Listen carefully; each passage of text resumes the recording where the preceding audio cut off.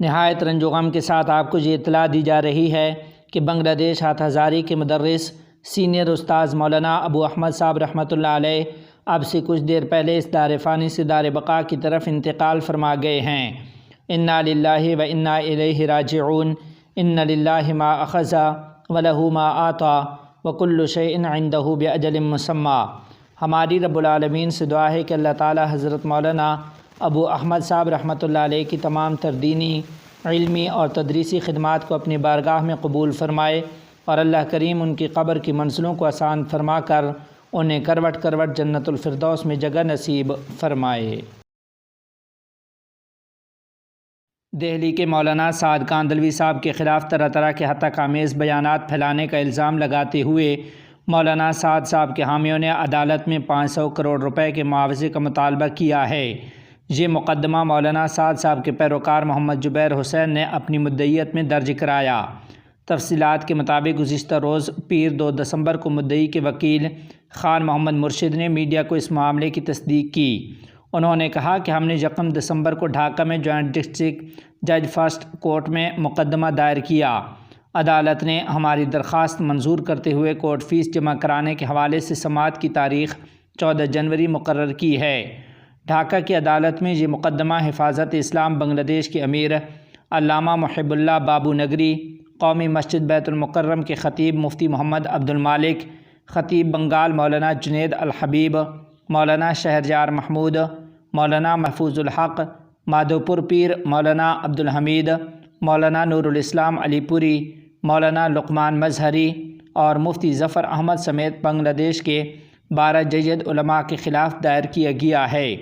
Charge sheet میں کہا گیا ہے کہ 5 نومبر کو ان علماء سمیت دیگر کچھ علماء نے ڈھاکہ کے سہروردی باغ میں ایک اجتماع منعقد کیا تھا، جس میں مولانا سعد کاندھلوی صاحب کے بارے میں جان بوجھ کر ہتک آمیز بیانات دیے گئے، جس سے مولانا سعد صاحب کی سماجی ساکھ اور حیثیت کو شدید نقصان پہنچا ہے۔ ملا عبدالسلام حنفی کا بخارا کا دورہ۔ تفصیلات کے مطابق افغانستان کے رئیس الوزراء کے نائب برائے انتظامی امور ملا عبدالسلام حنفی نے اپنے دورہ ازبکستان کے دورے کے موقع پر بخارا کا دورہ کیا ہے۔ انہوں نے گورنر بخارا باتور ظریفوف سے بھی ملاقات کی اور دونوں ممالک کے درمیان مختلف امور پر تبادلہ خیال کیا ہے۔ مولوی عبدالسلام حنفی نے بخارا کے اسلامی اور تاریخی مقامات کا بھی دورہ کیا۔ ملک میں ٹاپی پروجیکٹ کا کام شروع ہو گیا ہے۔ تفصیلات کے مطابق امارت اسلامیہ افغانستان کے ترجمان ذبیح اللہ مجاہد نے اپنے ایکس اکاؤنٹ پر لکھا ہے کہ افغانستان میں ٹاپی پروجیکٹ کا کام عملی طور پر شروع ہو گیا ہے۔ ٹاپی $10 بلین کا پروجیکٹ ہے، جس پر عمل درآمد ہونے پر ترکمانستان سے افغانستان کے راستے پاکستان اور بھارت کو گیس کی سپلائی کی جائے گی۔ امیر الہند مولانا سید ارشد مدنی صاحب دامت برکاتہم العالیہ کا بیان۔ تفصیلات کے مطابق جمعیت علماء ہند کے صدر امیر الہند مولانا سید ارشد مدنی صاحب دامت برکاتہم العالیہ نے اپنے ایک ایکس پیغام میں لکھا کہ بہت افسوسناک ہے کہ فرقہ پرستوں کی طرف سے ہماری عبادت گاہوں اور مذہبی مقامات کو لے کر آئے روز نئے تنازعات کھڑے کیے جا رہے ہیں۔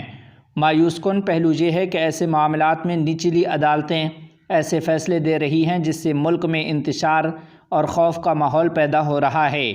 ایسے فیصلوں کی آڑ میں نہ صرف فرقہ پرست عناصر بلکہ قانون کے محافظ بھی مسلمانوں کے ساتھ دشمنوں جیسا سلوک کر رہے ہیں اور انہیں اپنا موقف پیش کرنے کا موقع بھی نہیں دیا جا رہا ہے۔